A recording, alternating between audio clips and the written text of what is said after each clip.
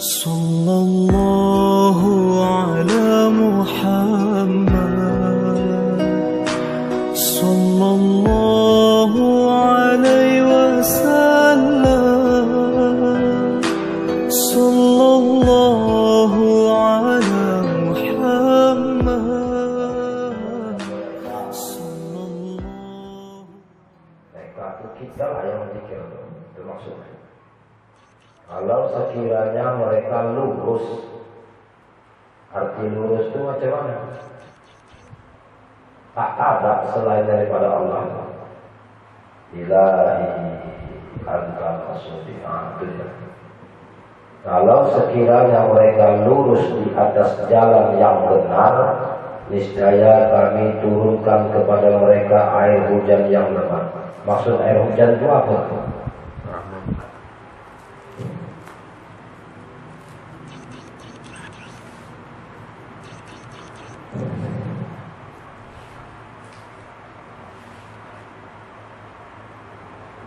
Quran surah Al-Jin ayat 16. Kalau sekiranya mereka lurus, kita kalau mau aman waktu meniti titian siratal mustaqim, luruskanlah dulu dari dunia. Lurus dunia ini, luruslah besok. Ihdinas siratal mustaqim, tunjuki aku jalan yang lurus. Tunjuki aku jalan yang lurus. Lurus yang mana? Yang mana itu? Tunjuki aku jalan yang lurus. Nyebutnya mudah. Tunjuki aku jalan yang lurus. Maksudnya mana jalan yang lurus?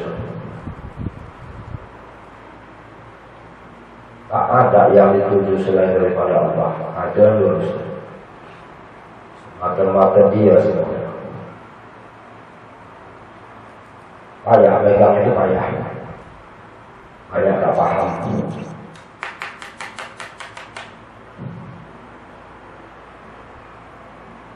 Karena tingkat syariat kita lah ibadah. Betul.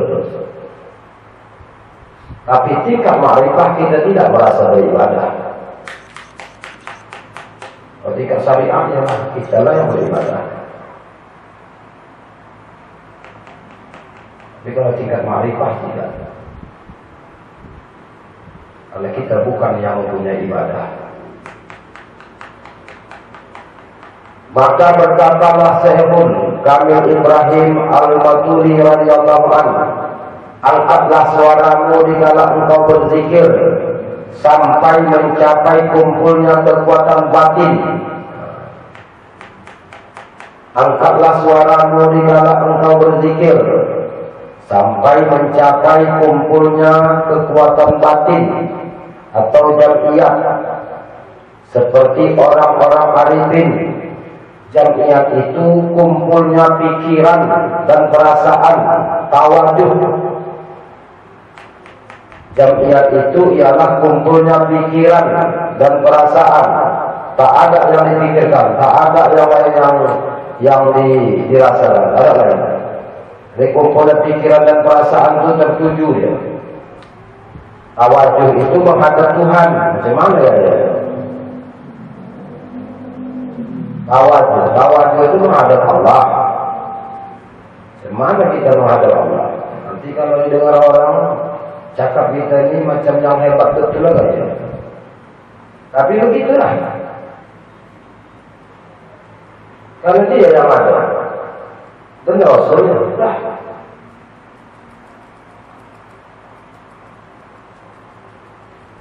Maka mengkaji ilmu hakikat nih, kalau dia dengan logika, dia atrek. Dia atrek. Satu pun orang, dia atrek. Karena dia secara logika adalah akalnya.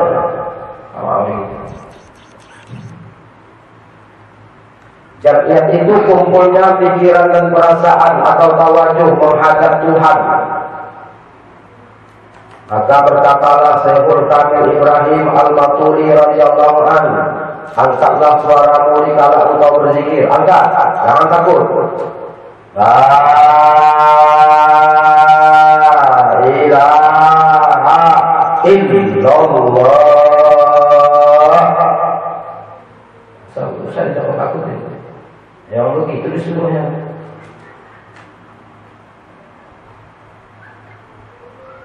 Selalu cenderung kepadanya, pada siapa? Pada Allah. Putus dari segala pikiran dan perasaan lainnya. Berat kan? Kalau betul zikir kita,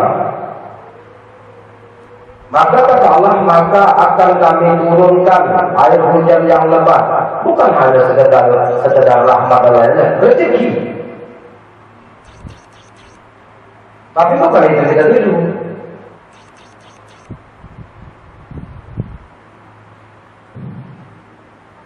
Selalu cenderung kepadanya, kepada siapa? Kepada Allah. Putus dari segala pikiran. Kita waktu macam-macam nyambung, macam-macam masuk, mana bisa. Sama dengan mengatakan takbiratul ihram. Waktu mengatakan takbiratul ihram itu mana boleh kita terpandang-pandang yang lain. Allah.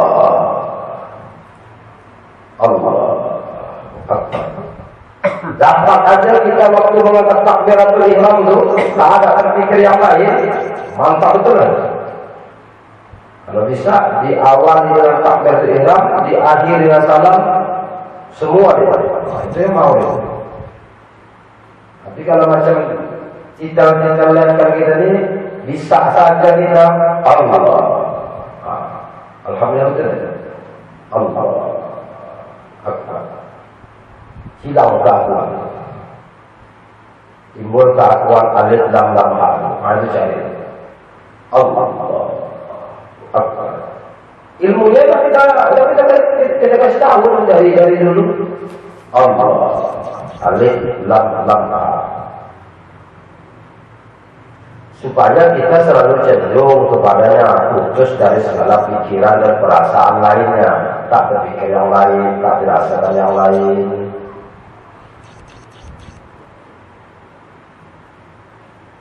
Kalau antara kita sama Allah pun belum juga lagi itu, masih dua wujud lagi.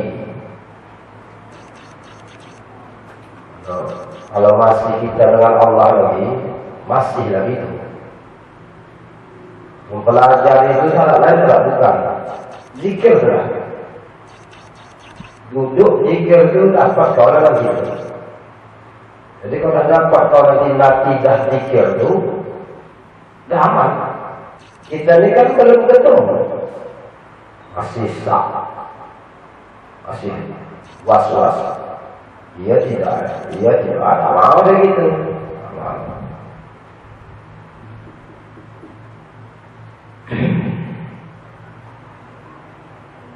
Angkatlah suaramu dikala engkau berzikir, karena dalam hadis ada dibilang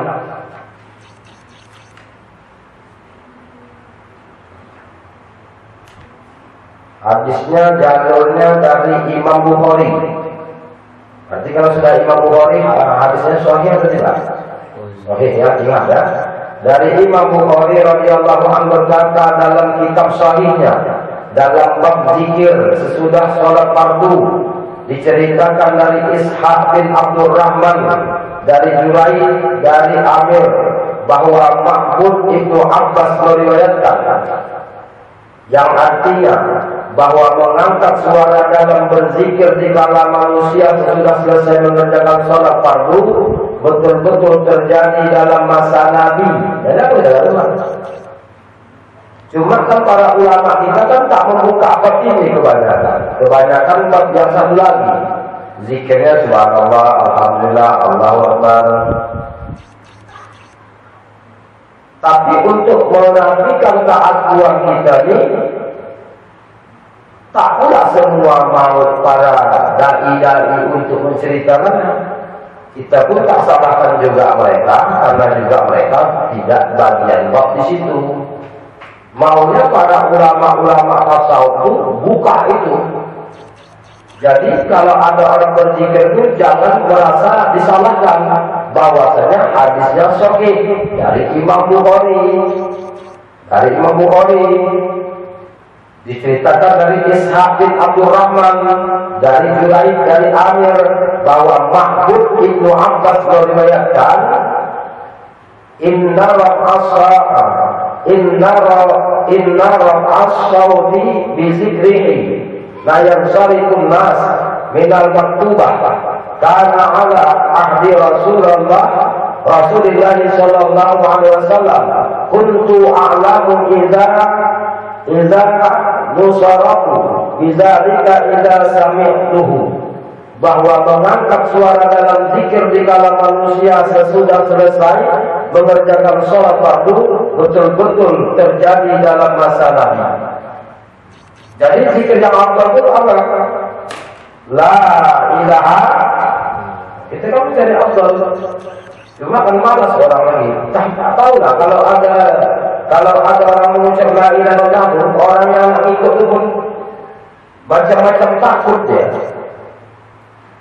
Macam-macam takut. Betul tidak kaji dia?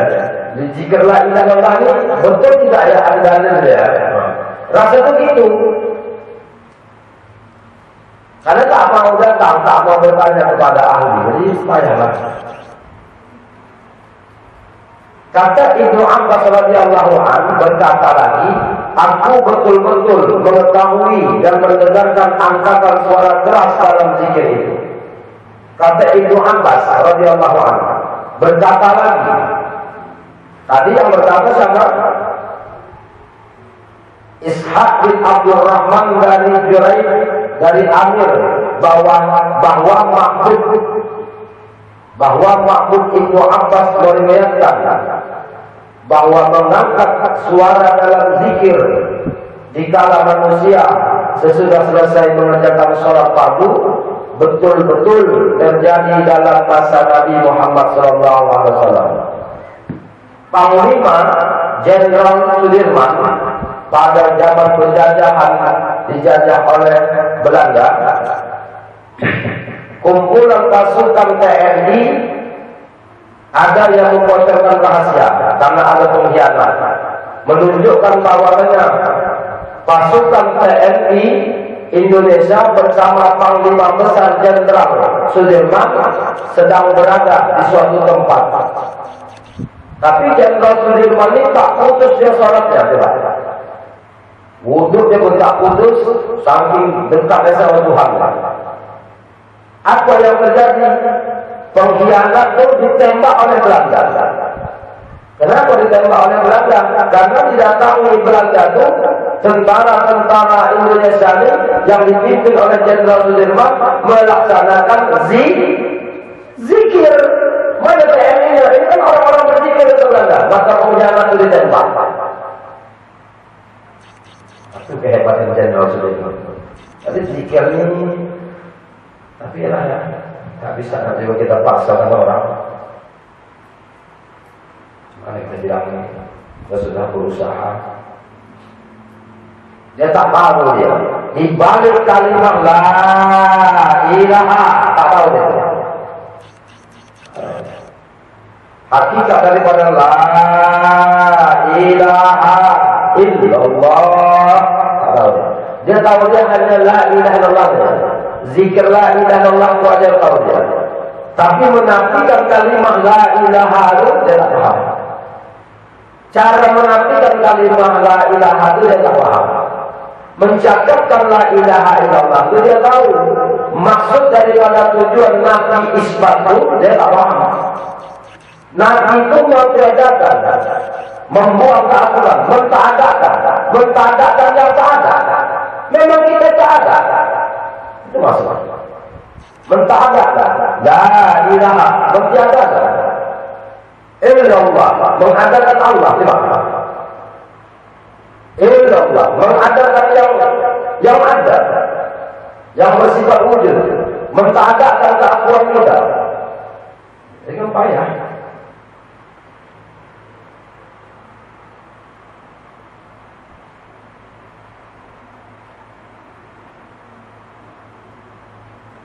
Syekh Ahmad Al-Qasasi radhiyallahu anhu menambahkan, keadaan ini menjadi dalil kelebihan atau keutamaan mengeraskan ucapan zikir sehingga didengar oleh orang lain.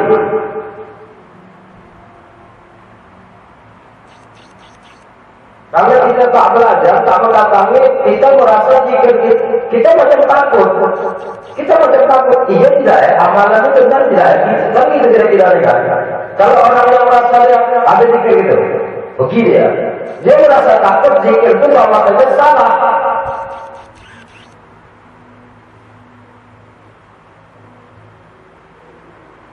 Padahal di dalam Quran surah Al-A'raf 172 kita udah berjanji kepada sama Allah. Sudah berikrar tidak sama Allah. Udah di alam lahir kita berikrar. Allah udah kita kaji. Allah rabbikum qalu bala syahidna. Apakah aku ini tidak Tuhanmu? Kata Allah, apakah aku ini tidak Tuhanmu? Semua kita bersaksi di hadapan Allah. Apakah aku ini tidak Tuhan Rasul? Apa jawaban Pak Yusuf dulu? Apa juga jawaban saya dulu? Apa jawaban Pak Abu dulu? Ketika Allah bertanya kepada kita, alastu bi rabbikum qalu bala syahidna. Apakah aku ini tidak Tuhanmu? Maka kita berkata, engkaulah Tuhanku, la ilaha. Perjumpaan waktu di alam lahir sampai ke alam dunia ini dituntut oleh Allah. Dulu sudah kau ikrarkan bahwasanya aku ini Tuhanmu. Kau sebut la ilaha illallah. Sekarang kenapa tak kau panggil, tak kau puji, tak kau sebut aku? Munafik kau kepada Allah. Kenapa Allah tidak akan kita munafik? Karena tanda-tanda munafik itu tiga. Apabila dia berbicara dusta, apabila dia berjanji ingkar, sudah kan? Sudah kena tu. Apabila dia dipercaya berkhianat, berarti Allah percaya tidak dengan kita waktu dalam hidup, sehingga kita dihidupkan. Percaya, tapi kita berkhianat, berbicara dusta, sudah kita berbicara dusta, berjanji ingkar, dipercaya khianat.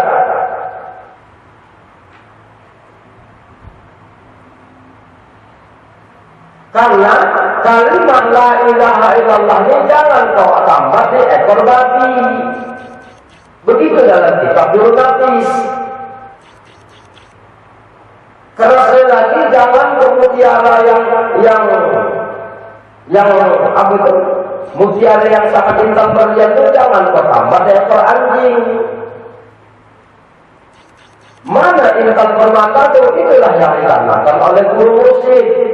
Diberikannya nama Allah kepada kita jawab. Kita bawa kemana pun pergi. Maka kalau sudah tertanam asma di dalam kalbu ini, maka setiap yang kita lewati menjadi saksi besok. Kalau dalam sholatmu tak hadir ingatanmu kepada Tuhanmu, celaka. Al-Quran sudah menjelaskan, fawailul lil musallin, celakalah orang yang sholat, yang lalai. Cuma jangan gara-gara lalai juga kita tak mau sholat, tetap sholat terus, tapi terus belajar. Karena yang kita angkat dalam takbiratul ihram bukan nama kita.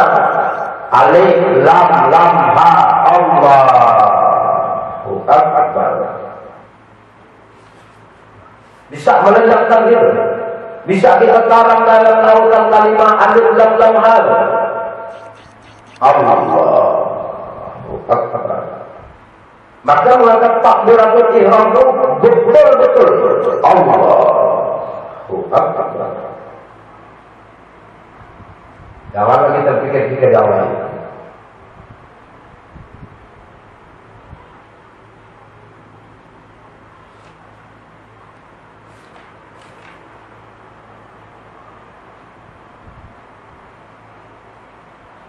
Berkata Syekh Abdul Mawahid As-Sajili radhiyallahu anhu, ulama-ulama berlainan aku berkata, kata Syekh Abdul Mawahid As-Sajili radhiyallahu anhu, kata dia, di situ aku berkata tentang zikir jahar sangat utama agar menambahkan bulatnya tekad, teguhnya batin tauhid kepada Allah, kuat dari segala pengaruh makhluk untuk tingkatan manusia yang baru belajar. Kita yang baru belajar ini potong zikir.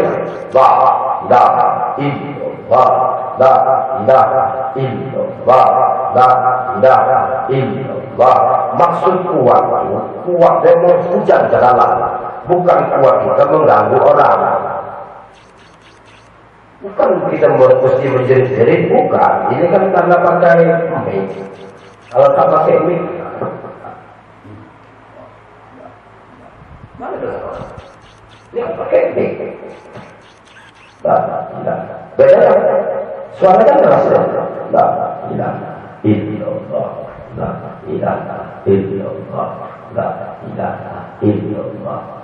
Dia yang bersihkan diri kita, coba. Dia yang bersihkan diri kita. Mana bisa kita membersihkan diri kita? Ya cara lahirnya ya benar, masalah. La ilaha illallah. Setiap kalimat la dibersihkan. Kemana dari la? Kalau yang dalam permulaan Nabi Ismail dari bawah la, tadi bersih ya, la. Baru belajar. Tapi orang yang sudah tahu la bersih. Ilah bersih, ha bersih, il bersih, Allah bersih, la ilaha il 300 bersih. Kalau kita kalinya 1 huruf, Allah balas 10. 300 kali kita zikir, sekali 10 berapa?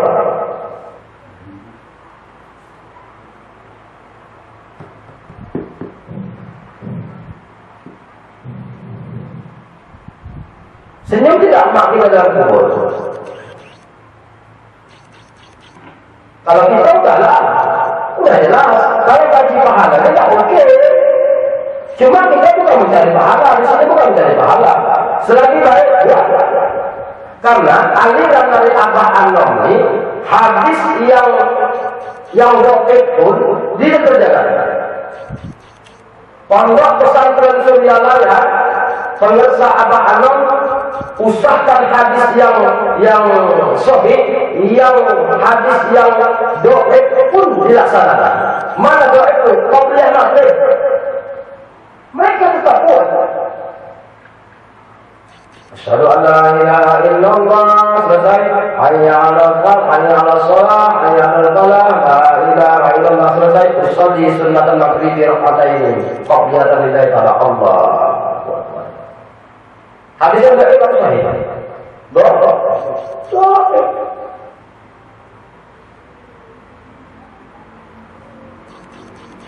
Salat sunnah nisfu Sa'ban, hadisnya sahih atau dhaif tentang salat nisfu Sa'ban?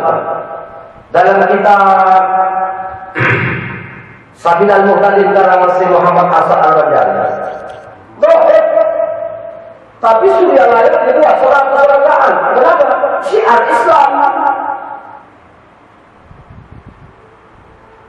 Di sana pakar-pakar ustaznya bukan SPDI lagi, doktor, profesor, yang memang di bagian tentang masalah ilmu dan amal.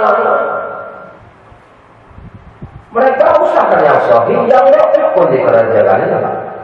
Kita meninggalkan yang dhaif, mengerjakan sahih, bercerita tentang dhaif sahih, terakhir kita tak beramal. Jadi kita yang mengambil dalam talqin zikir ini pun, kita yang berzikir itu pun kita yang merasa takut. Karena kita mendengar tiga orang, apa orang itu zikir ini. Orang yang tak paham jangan kau dengar. Besok kalau dalam kubur besok ada orang yang kau dengar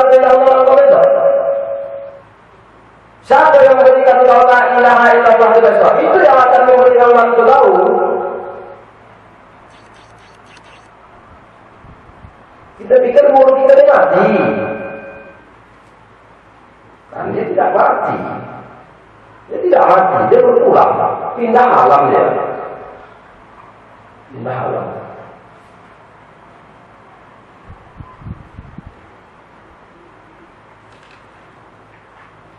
Jadi kita dalam thariqah ini tidak usah takut lah.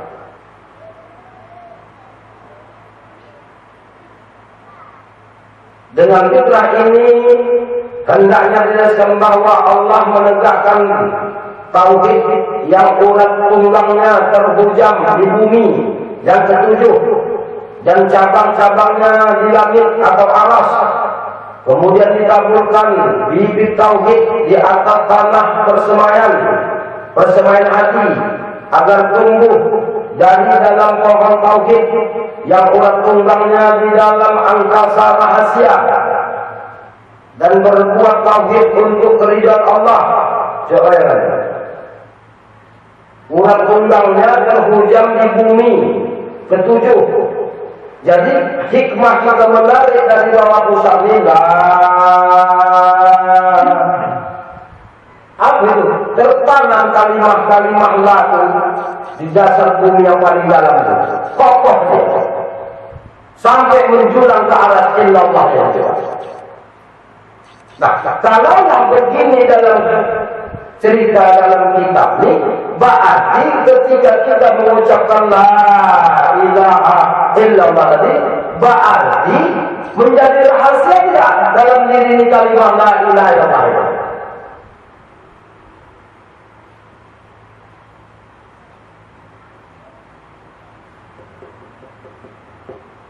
Cobalah kita renung-renungkan lah. Cakap saya ini renung-renungan lah. Sedangkan kita lewat dasar. Nampak kita kertas yang bertuliskan Bismillahirrahmanirrahim. Siapa yang pertama kali yang menulis Bismillahirrahmanirrahim? Siapa benar? Siapa? Wabu. Yang pertama kali menulis Bismillahirrahmanirrahim itu siapa? Nabi mana? Nabi siapa yang pertama kali menulis Bismillahirrahmanirrahim? Yang mengirim surat dengan membaca Bismillahirrahmanirrahim. Nabi siapa? Nabi Allah Sulaiman.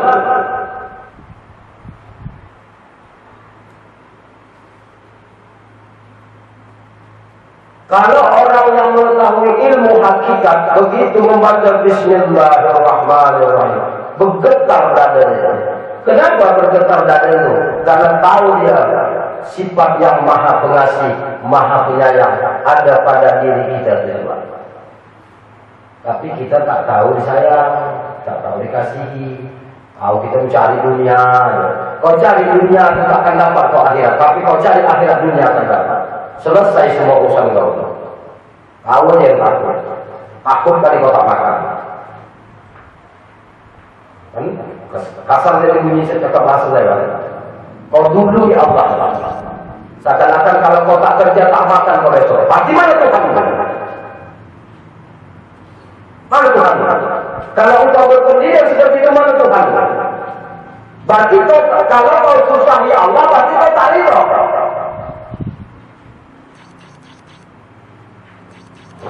Orang sufi kita begitu, tak makan tanpa itu.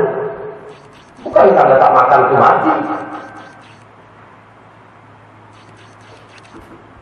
Kenapa saya bilang gitu? Udah aku alami, 16 tahun aku belajar begini, nah, kan sombong jadinya. Kenapa aku bilangkan demikian? Karena aku alami ketika menetap takbiratul ihram berimam sama almarhum ayahku. Waktu takbir Allah, aku pun takbir juga. Tak aku baca lagi Fatihah.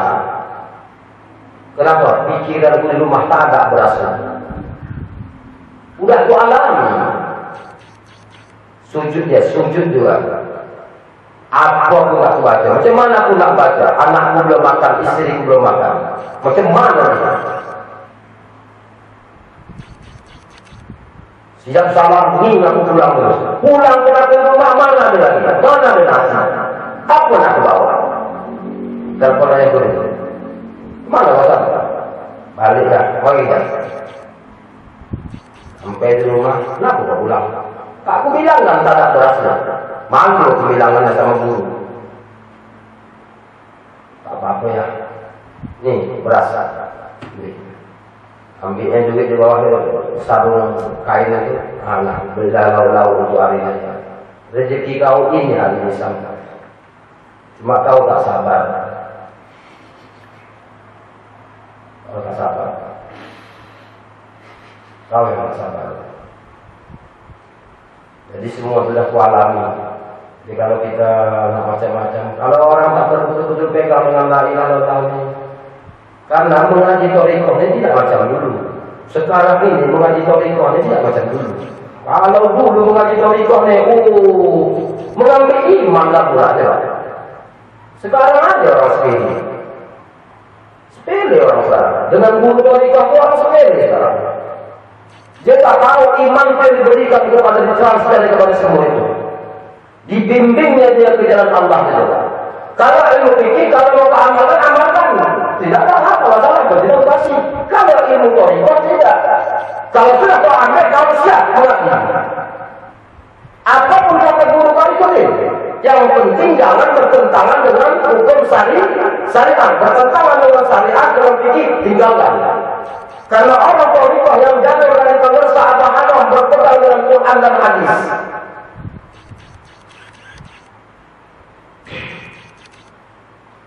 Abang bukan orang-orang seperti kita. Dia belajar. Dia orang pendidikan. Semua dipelajari. Ilmu adab berapa tahun dia pelajari ilmu adab. Dan orang-orang yang dikehendaki oleh Allah itu seperti itu. Siap ditinggalkan orang. Siap dibenci orang. Siap dikuilkan orang. Siap tak dipakai orang. Jadi di dalam belajar ilmu thariqah ini siap-siap kau dibanting. Jangan cerita kaji ma'rifah, kaji hakikat, mengaji sarung kemari. Tapi begitu dibanting Allah, disusahkan Allah, jiper kafir. Alastu bi rabbikum qalu bala sahina. Apakah aku ini tak Tuhanmu, kata Allah. Engkaulah Tuhanku. Dengan ucapan la ilaha, berarti kita berhadapan dengan Allah di alam lahut, di alam ketuhanan sudah bertemu dengan Allah. Dan sampai di alam dunia ini dituntut pertemuan itu kembali. Dituntut pertemuan itu kembali. Karena tidak berubah Tuhan yang dulu dengan Tuhan yang sekarang.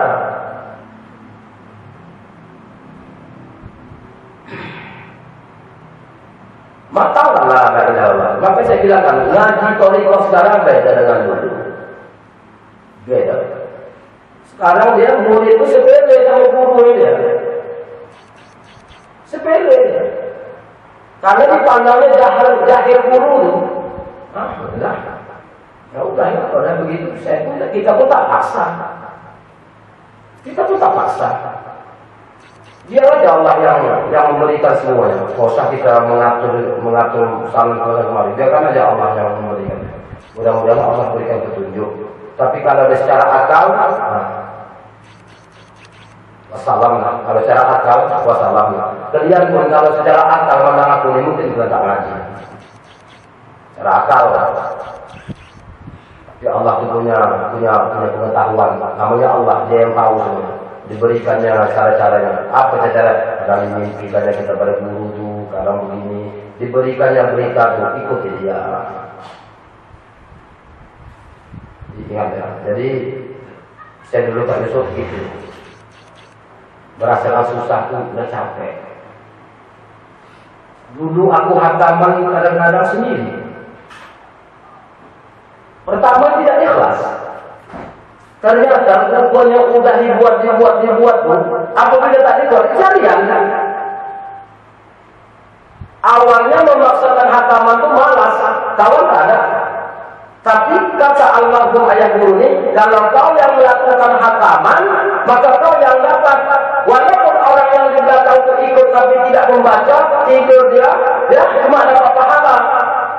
Dia cuma dapat pahala, tapi tak mendapat apa yang kau hajatkan. Allahumma ya qadil hajat, sampaikan segala hajatku ya Allah. Cuma kau ada karena kau yang membaca. Sementara dia cuma dapat pahala kebaikan adalah. Kenapa? Karena duduk dalam majlis-majlis zikir. Tapi dia mendapat itu tak dapat dia. Makanya kita dalam hataman fokus. Ini hataman dia setiap hari. Ini setiap hari. Tapi karena kita payah mengumpulkan, kita tidak ada masjid, kita tidak ada musola, dapat malam Jumat saja jadilah. Itu pun tak dapat juga malam Selasa dan malam Jumat. Sudah malam Selasa kali ini, malam Selasa besok. Tak dapat juga lagi. Dalam sebulan itu cari malam Selasa dan malam Jumat. Tak bisa juga lagi dia. Jadi untuk apa kau ambil, kau acakkan janji itu? Innallahi la ilaha illa inna Allah. Janjinya bukan sama guru ya, awas ya. Janjinya sama Allah. Innallahi la ilaha illa inna ma yubayyi'una Allah ya lahi baqaidihim. Faman tasaka inna ma yanqusu ala nafsi wa man awqa bima lahu fa sayudihi ajran 'azima. Ya Muhammad, kata Allah, barang siapa mengambil baiat kepadamu, berarti mengambil baiat kepadaku. Ya Aba Hanam, barang siapa mengambil baiat kepadamu, berarti mengambil baiat kepadaku, kata Allah. Itu kok hakikat pada artinya. Barang siapa mengambil baiat kepadamu, berarti mengambil baiat kepadaku. Kudratku berlaku atas seseorang, tanganku di atas tangan-tangan mereka. Barang siapa yang mengamalkannya, maka akan aku berikan kehidupan yang seluas-luasnya. Barang siapa yang mengamalkannya, maka akan aku berikan kehidupan yang seluas-luasnya. Nah, seluas-luas tadi apa tuh? Kalau sekiranya mereka lurus di jalan-jalan yang benar, niscaya kami turunkan kepada mereka air hujan yang lebat. Termasuk itu. Barang siapa yang mengamalkannya, maka akan kuberikan kehidupan yang seluas-luasnya. Kuberikan kau apa yang tidak kau, akan kufasilitasi. Yang penting kau kenal aku, kau sembah aku, cukup aku Tuhanmu. Serahkan diri kau bulat-bulat kepadaku. Makan kau aku yang bertanggung jawab. Hidup kau aku yang bertanggung jawab. Bahkan mati kau pun aku yang bertanggung jawab. Keselamatan kau pun aku akan bertanggung jawab. Karena aku Tuhanmu, aku Rabbmu. Akulah Tuhan semesta alam. Akulah Alhamdulillahirabbil alamin, itu Allah. Itulah kaji kita dulu, ya. Ini bukan marah, tidak marah. Lantas saya ngomong memang begini. Saya lagi. Dalam tarikhah tidak ada cita-cita gelap, tidak ada. Kalau yang sudah gelap itu ya pandangan umum segala macam, maulid Islam Mi'raj, itu cara-cara metode ustaz lah menghibur jemaah supaya jangan ngantuk. Tapi dalam batinnya bisa, karena menceritakan tentang Allah bukan menceritakan tentang kita, karena kita tiada. Yang ada itu Allah dan Rasul. Asyhadu an la ilaha illallah, aku bersaksi. Yang bersaksi itu siapa? Kan bukan kita. Pada lahirnya betul, pada jasmaninya kita hanya asyhadu an la ilaha illallah. Tapi tanpa kita sadari. Kalau sampai kita pakai waktu kita mengucapkan asyhadu an la ilaha illallah, iradat siapa? Sudah ya? Itulah kaji kita dulu. Demikian. Mohon maaf bila ada kekurangan dan kehilafan dalam penyampaian. Tapi yang kita buka nih kitab Miftahus Sudur, ya. Karangan Haji Syekh Ahmad Shahibul Bapak Tajul Arifin.